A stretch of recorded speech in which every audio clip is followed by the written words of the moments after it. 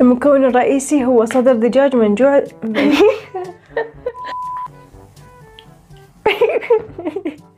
زبيت شو راح الوقت. يلا يلا يلا يلا يلا. المكون الرئيسي هو صدر دجاج منزوع الجلد. راح اضيف قطع الليمون، احاول احطها هنا كبار. مرحبا، شلونكم؟ اتمنى تكونون زينين. اليوم راح نسوي صدور الدجاج بالفخار، واضافة الى هي اكلة صحية. تمام.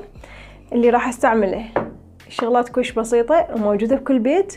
وخلوني اشوفكم.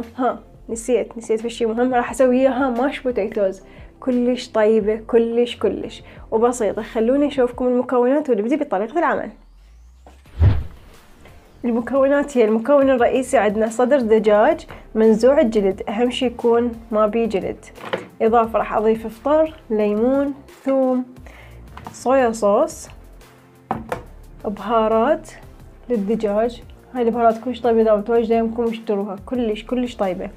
فلفل اسود، ملح، زيت زيتون، وزبدة نباتية، وجبن. اهم شي يكون اما كاشار او جبن موزاريلا. اللي راح استخدم الماش بوتيتوز اللي هي بطاطا او بوتيتا مسلوقة، اضافة حليب والزبد وفلفل اسود وملح فقط. خلوني ابدي بطريقة العمل. هسه راح ابدي اهرس البوتيتا والبطاطا.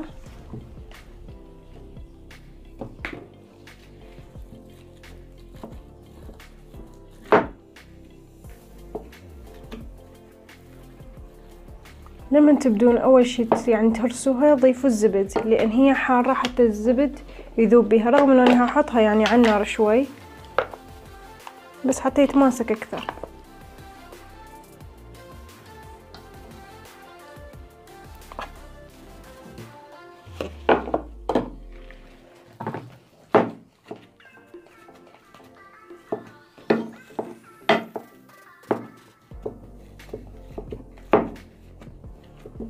بعد ما هرستها راح اضيف فلفل اسود. انتو شنو تحبون بهارات تضيفون، يعني لا تتمسكون نفس البهارات اللي اني اضيفها. واهم شي الملح لا تضيفون هواية لان صار طعمها مو كلش طيب، خاصة اذا البوتيتا تكون حلوة تصير طعمها كلش طيب بدون ملح. يعني رشة بسيطة. راح اضيف كوب حليب،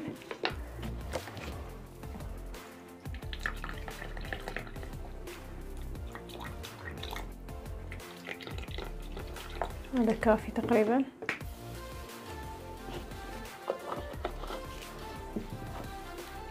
راح ابدي امزجها وبعدها احطها على النار. لازم تكون العين كلش ناصية لان تحترق، وشوي شوي لحد ما تتلابس وتكون عندنا جاهزة. راح اضيف البهارات.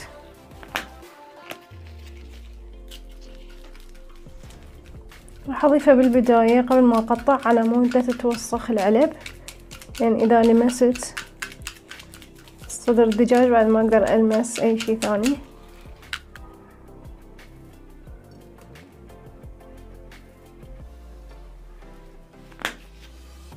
فلفل اسود. طبعا هاي الخلطة بها كزبرة لان الحبوب واضحة، وبيها فلفل اسود همين، بس اني كلش احب الفلفل الاسود، احسه من المكونات او البهارات الرئيسية. اهم شي الملح لان الدجاج كلش يشرب ملح.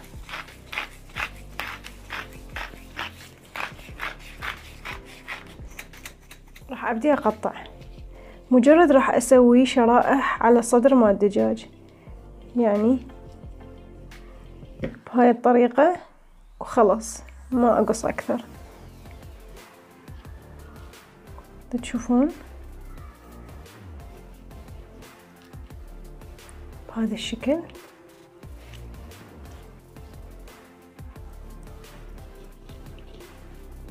لان راح ابدي احشيها لهاي الشرائح.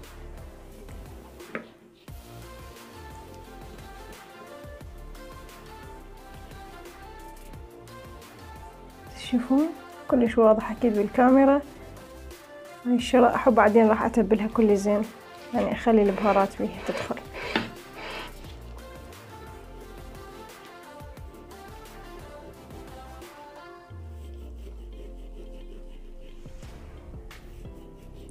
تقدرون يعني تضيفون اذا يعجبكم اجنحة بدال هاي الخلطة، يعني اي قطع دجاج تحبوها، او فخذ مثلا، مو شرط صدر دجاج، بس اني اكثر شي احب بهاي الاكلة صراحة هي صدر الدجاج، احس كلش لذيذ وياها،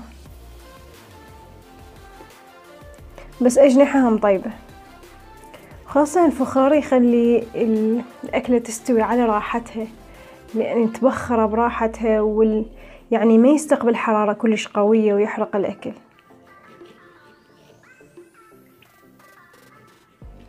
هسه جهز عندي. هسه راح اضيف زيت زيتون، واذا ما متوفر عندكم زبد، واذا ما متوفر تقدرون تستخدمون الزيت العادي. لان صدر الدجاج ناشف ما بيدهن، فيحتاج لزيت كلش هواية، وزيت الزيتون هو اكثر الزيوت الصحية تقريبا.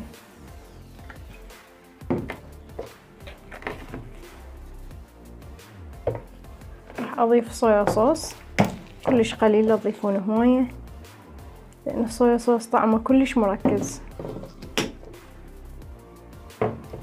وهسه راح ابدي الوثه، يعني امزجه سويه، ادخل المادة بكل اجزائه.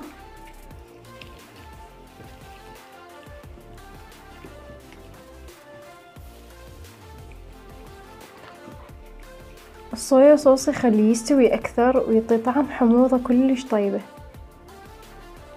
حدادة شوية ينطي. ودائما حاولوا تستعملون بهارات بها توابل تكون خشنة، يعني ما مطحونة كلش ناعم، تعطي طعم للأكل أكثر، يعني مثل ما تشوفون مقطعة كلش خشن، خاصة الأوريغانو، النعناع المجفف، هاي الأشياء. نسيت البابريكا، مو تنسوها، اعذروني يعني نسيت أقول لكم بالبداية. أضيف شرائح الليمون، تشوفون بهاي الطريقة.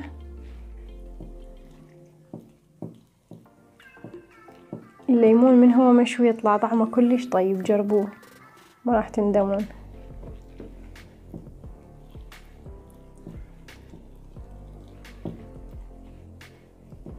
بهالطريقة قطعت الفطر بهذا الشكل، وشوية غطي من التتبيلة وتبلته.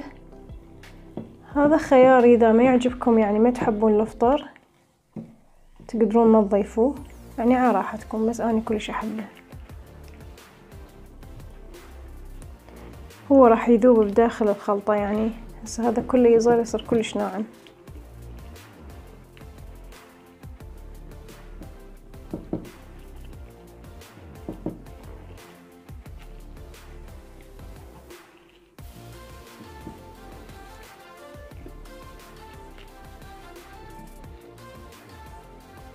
وبعد هالثوم أنا ما استغنى عنه، هحط قسم يعني هو قشره، لأن ما أريده، يعني أريده ذايب بنص القشر حتى يحافظ على طعمه وقوامه. والقسم الثاني لا، راح أحطه أقشره وأحطه داخل هاي القطع حتى ينطي طعم كلش طيب. حاولوا تحطوا لي جوه حتى يذوب عندكم. أنا الثوم كلش مميز عندي صراحة، أي طبخة ما استغنى عن الثوم نهائيا، لو ما أعرف شي يصير، هو تقريبا ويا كل الأكل يرهم. بعدها بهاي الطريقة شرائح، وين ما أني سويت شرائح للدجاج راح أضيفها بيه.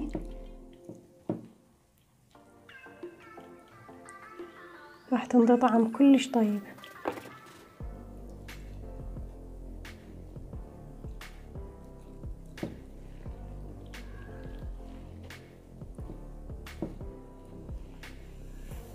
وهي آخر شريحة.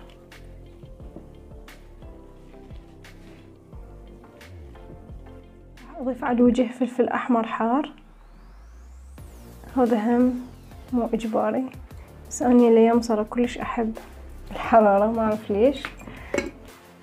راح أضيف شوية هاي البهارات مع الوجه زيادة، لأن حسيتها بها نقص يعني.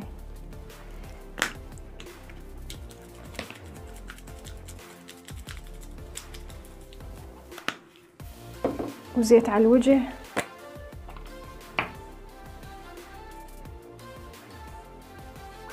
حتى كله يتلابس.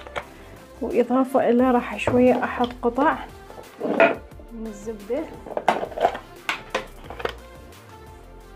هي راح تذوب يعني دايركت بس تحطها بالفرن. تعطي طعم طيب وتوخر أي ريحة أكل، يعني حتى إذا البيض تاكلوه وما تحبون بيه الريحة، الزبد يخلصكم من هاي المشكلة. حتى لو اللي فوق هيجي ماكو أي مشكلة.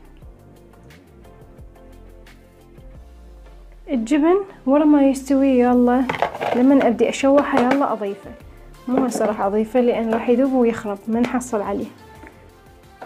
هسه حطيت السيليفون، بعدها شوية راح أسوي ثقوب كلش قليلة يعني، بس يمكن كافي هيك كلش بسيط. خاف يعني يذب المي مالته انه يطلع عمود هنا يتجمع البخار ويطلع من عنده حتى لا يتفاعل المي وينزل على الطباخ.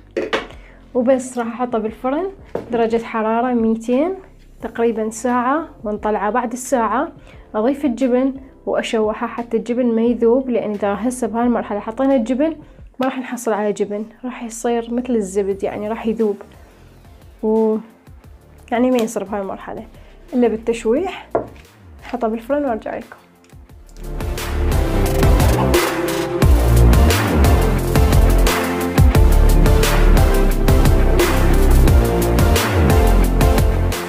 الحلقة أتمنى عجبتكم الوصفة أو الوجبة، كلش ريحتها طيبة. إذا حابين تعرفون الطعم شلون يكون روحوا شوفونا على قناتي الثانية اللي هي هانجر دايريز ASMR، لأن راح أقولكم الطعم شلون. ألتقيكم الفيديو الجاي، باي باي.